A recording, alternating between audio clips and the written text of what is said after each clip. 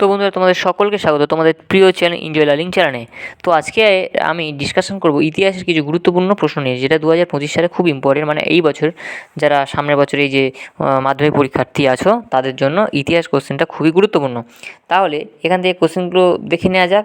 তো কী আছে দেখো, প্রথমে দেওয়া আছে যে সতীদাহ প্রথা বিরোধী আন্দোলনের সংক্ষিপ্ত পরিচয় দাও প্রসঙ্গে রামমোহন রায়ের ভূমিকা, এটা তোমরা কতটা ছিল সেটা লিখতে বলেছে। তাহলে দেখো, আমি টোটালটা 3+5 আকারে লিখিয়েছি, অর্থাৎ সংক্ষিপ্ত পরিচয় দাও এই জন্য 3 আর রামমোহন রায়ের ভূমিকার জন্য 5। ওকে, তাহলে আমি উত্তরটাও এখানে করে দেখিয়েছি। দেখো, জাস্ট তোমরা একটা করে স্ক্রিনশট নিয়ে না, অবশ্যই তোমরা এগুলোকে বাড়ি থেকে রেডি করবে। প্রথমে ভূমিকা বলে লিখবে, ঠিক আছে, যে 19 শতকের প্রথমার্ধে ওখান থেকে শুরু করবে। তাহলে ওখান থেকে টোটালটা লিখে নিষিদ্ধ বলে ঘোষিত হয়। নেক্সট দেখো, সতীদাহ প্রথা বিরোধী আন্দোলন। ওকে, এখানে কী পয়েন্ট দেওয়া হয়েছে? মিশনারি সম্প্রদায়ের বিরোধিতা, ঠিক আছে, ফার্স্ট পয়েন্ট। সেকেন্ড পয়েন্ট কি না, ইউরোপীয় বণিক সম্প্রদায়ের বিরোধিতা।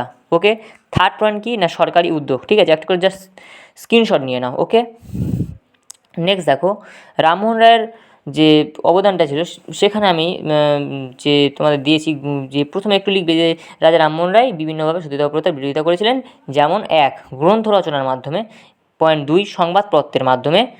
ঠিক আছে, তাহলে এই দুটো পয়েন্ট তোমরা একটু দেখে নেবে। ওকে, আচ্ছা ঠিক আছে। নেক্সট পরের প্রশ্নটা কী আছে? পরের প্রশ্ন আছে প্রাচ্য ও পাশ্চাত্য বিষয়ক দ্বন্দ্ব সম্পর্কে আলোচনা করো। অর্থাৎ এখানে কিন্তু এইটাই কিন্তু খুব একটা ইম্পর্টেন্ট প্রশ্ন 4 নম্বরের জন্য। কী আছে? ভূমিকা যেটা দেওয়া আছে তোমরা একবার জাস্ট স্ক্রিনশট নিয়ে নাও। ওকে, স্ক্রিনশট নিয়েছো। নেক্সট দেখো, 1813 সালের সনদ আইন এখান থেকে হয়েছিল। আচ্ছা, এটা ফার্স্ট পয়েন্ট। সেকেন্ড পয়েন্ট কি না, জনশিক্ষা কমিটি গঠন। ওকে, নেক্সট দেখো, তো দেখো এখানে 1813 সালে সনদ আইন, এটা একটা পয়েন্ট। নেক্সট পয়েন্ট হচ্ছে জনশিক্ষা কমিটি গঠন। ওকে, আচ্ছা, এর নেক্সট পয়েন্ট কী আছে? জনশিক্ষা কমিটি গঠনের পরে প্রাচ্য পাশ্চাত্য দ্বন্দ্ব। ওকে, এই অবধি লিখলে কিন্তু তোমাদের এইটা কিন্তু কমপ্লিট হয়ে গেল, এই প্রশ্নটা। ওকে, নেক্সট প্রশ্ন দেখো, দ্বন্দ্বের কারণ ও পরিণাম। এই যে প্রাচ্য পাশ্চাত্য দ্বন্দ্ব, এটার কিন্তু কারণ ও পরিণাম এটা কিন্তু আমি লিখে দিয়েছি। মন্তব্যটাও খুব সুন্দর করে আমি তোমাদের লিখিয়ে দিয়েছি। তাই এইটা টোটালটা তোমরা একটা স্ক্রিনশট নিয়ে নাও, কিন্তু সবটা খুব সুন্দর করে লিখবে। ওকে, আমি চাই তোমরা ভালো রেজাল্ট করো। নেক্সট দেখো, চুয়ার বিদ্রোহের ফলাফল। চুয়ার বিদ্রোহ যদি সংক্ষেপে বলে, তো আমি যেমন করে লিখেছি এরকম করেই তোমরা লিখবে। বিদ্রোহের নাম চুয়ার বিদ্রোহ, বিদ্রোহের সাল, বিদ্রোহের নেতা কে ছিল, বিদ্রোহের অঞ্জন, পয়েন্ট করে করে দেখলে লেখাটাও সুন্দর হয় এবং টোটাল ডিটেলসটাও দেওয়া থাকে। বিদ্রোহের কারণ, বিদ্রোহের কারণে কি, প্রথম হচ্ছে কি বিদ্রোহী ও জমিদারদের সঙ্গে আপোষ। নেক্সট পয়েন্ট হচ্ছে নিলাম নীতি ত্যাগ। থার্ড পয়েন্ট হচ্ছে জঙ্গলমহল জেলা গঠন। ওকে, এইটা হচ্ছে তোমাদের 3টে পয়েন্ট হয়ে গেল। তাহলে এই 3টে পয়েন্ট করলে তোমাদের হয়ে গেল, স্ক্রিনশট নিয়ে নাও। নেক্সট দেখো, যেটা 8 নম্বরের জন্য তোমাদের খুব ইম্পর্টেন্ট প্রশ্ন, সেটা হলো গিয়ে মহাবীরদের চরিত্র ও প্রকৃতি বিশ্লেষণ করো। এটা কিন্তু খুব ইম্পর্টেন্ট এই বছরের জন্য। দেখো, ভূমিকা দেওয়া আছে, ভূমিকাটা লিখবে খুব সুন্দর করে।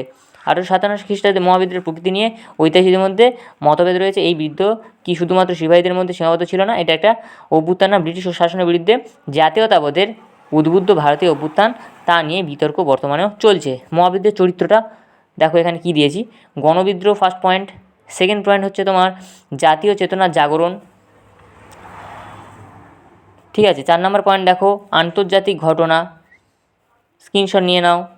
ওকে, আচ্ছা, তারপরে দেখো এর প্রকৃতিটা। দেখো, আমি কিন্তু প্রশ্নটা দিয়েছিলাম যে হ্যাঁ, সিপাহী বিদ্রোহের চরিত্র 4 নাম্বার আর প্রকৃতির জন্য 4 নাম্বার। যদি ছোটো কোশ্চেন আসে শুধু চরিত্র বলে, তাহলে তোমরা কিন্তু প্রকৃতিটা লিখবে না। আর যদি 8 নাম্বার পড়ে চরিত্র প্রকৃতি দুটোই পড়ে, তাহলে প্রকৃতিটা দেখো একবার। প্রকৃতিটা হচ্ছে কারে, এই যেমন পয়েন্ট দিয়েছি যে সিপাহী বিদ্রোহ প্রকৃতি, তারপরে কি 5 নম্বর পয়েন্ট হচ্ছে সিপাহী বিদ্রোহ, 6 নম্বর পয়েন্ট কী দিয়েছি, জাতীয় বিদ্রোহ।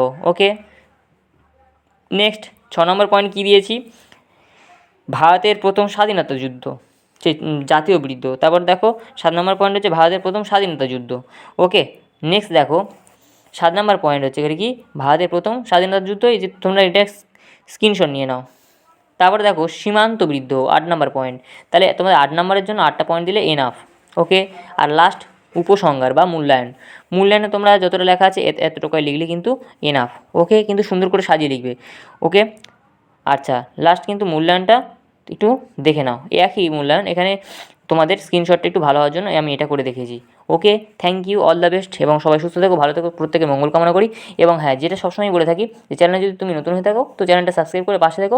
অবশ্যই মাধ্যমিক পরীক্ষা যতদিন না হচ্ছে ততদিন কিন্তু আমি সাজেশন প্রত্যেক দিন কিন্তু দিয়ে যাব। ওকে, আশা করি সাজেশনগুলো করলে তোমাদের অনেক উপকার হবে। ওকে, থ্যাংক ইউ।